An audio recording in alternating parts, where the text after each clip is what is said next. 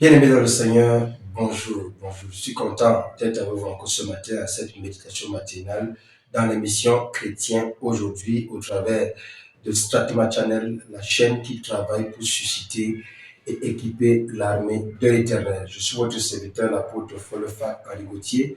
J'espère que vous vous êtes bien réveillés et je prie le Seigneur de vous bénir encore ce matin avec ce petit moment, ces quelques minutes que nous allons passer ensemble. Alors, nous avons commencé un travail sur le thème chrétien branche ou chrétien oiseau.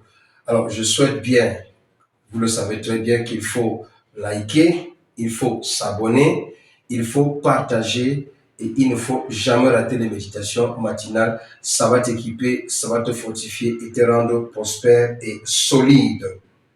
Nous sommes dans les textes de Matthieu chapitre 13 du verset 31 au verset 32. Il leur proposa une autre parabole et il dit: le royaume des cieux est semblable à un grain de sénévé qu'un homme a pris et semé dans son champ.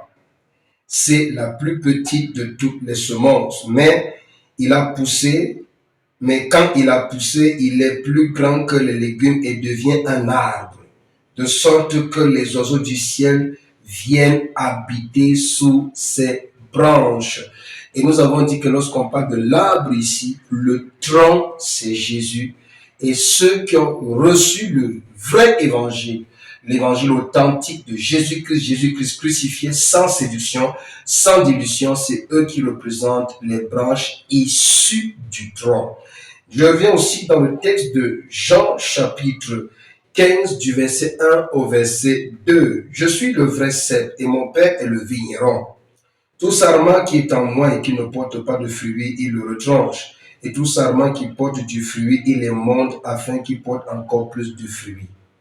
Dieu s'attend à ce que chacun de nous qui est issu de Jésus, c'est-à-dire qui est né de nouveau, c'est-à-dire qui a accepté Jésus-Christ authentiquement dans sa vie comme son Seigneur et son Sauveur personnel, Dieu s'attend à ce que chacun de nous porte des fruits.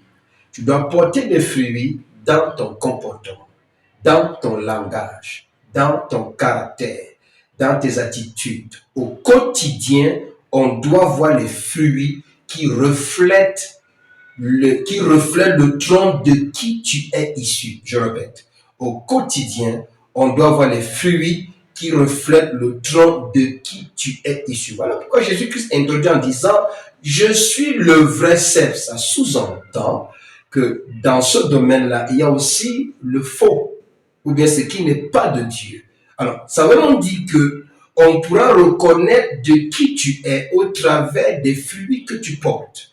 Alors, vous savez, la particularité d'une branche, c'est que pour qu'une branche soit capable de porter des feuilles, il faut que la branche se nourrit du tronc. Le tronc donne quoi à la branche? La sève. Donc, pour que je sois un chrétien capable de couvrir favorablement, d'être une bénédiction pour mon prochain, d'être une couverture spirituelle en faveur de ma famille, il faut que je puise en Jésus-Christ.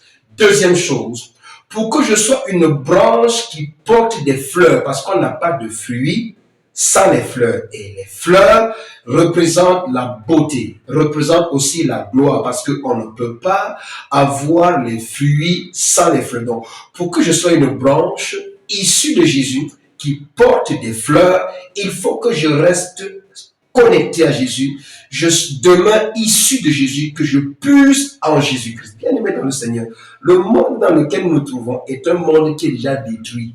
Quand il dit détruit, c'est pour dire c'est détruit à cause de la présence du péché, à cause de la présence du monde éternel qui opère sur cette terre. Donc, si nous voulons quelque chose de meilleur, quelque chose de bon, on a besoin de celui qui n'a jamais péché. Et celui qui n'a jamais péché, qui est un modèle pour nous, c'est Jésus. Donc, si je veux porter les fleurs qui est symbole de la gloire dans mon caractère, dans mon comportement, je vais aller étudier comment Jésus se comportait. Si je veux avoir un langage qui est respectueux, qui est honorable, qui est exemplaire, je m'en vais étudier comment Jésus faisait.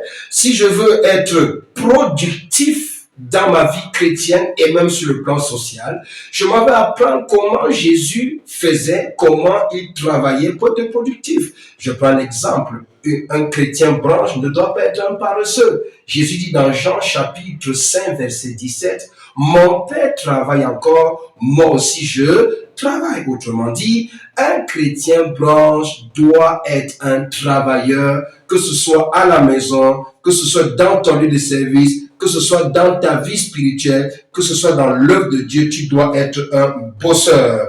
La parole du Seigneur déclare dans Jean 15, verset 8, « Mon Père est glorifié en ceci, c'est que vous portiez beaucoup de fruits, c'est alors que vous serez mes disciples. » Notre Père Céleste n'est pas glorifié parce qu'on a des gros titres. C'est pas parce qu'on est apôtre, prophète, évangéliste, pasteur ou très bon chrétien ou ancien d'église. Non, non, non. Le titre ne glorifie pas le Père. Ce qui glorifie notre Père, c'est que nous portons les fruits qui reflètent la nature du tronc.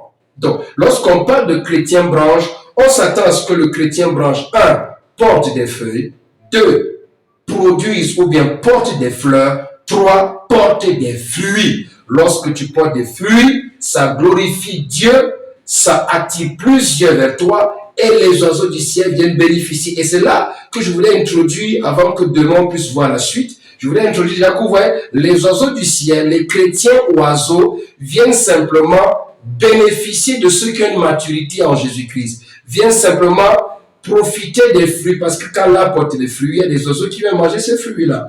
Ils viennent mettre leur nid, ils mangent à domicile. Donc, les chrétiens oiseaux, c'est les chrétiens profiteurs.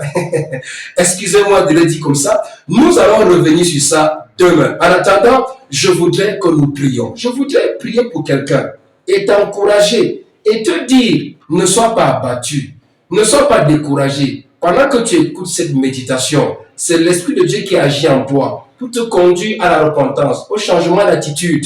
Jésus peut te rendre productif dans tous les domaines. Il peut avoir de l'impact dans ta vie, dans ton caractère, ton comportement.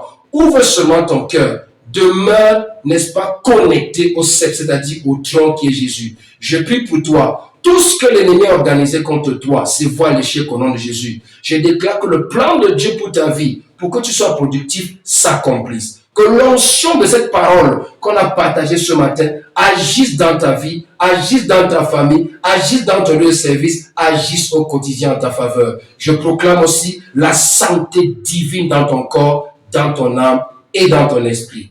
Likez, abonnez-vous, partagez, restez connectés. Que Dieu te bénisse. Demain, nous continuons toujours avec Chrétien Branche, Chrétien Oiseau et nous entamons Chrétien Oiseau. Sois béni.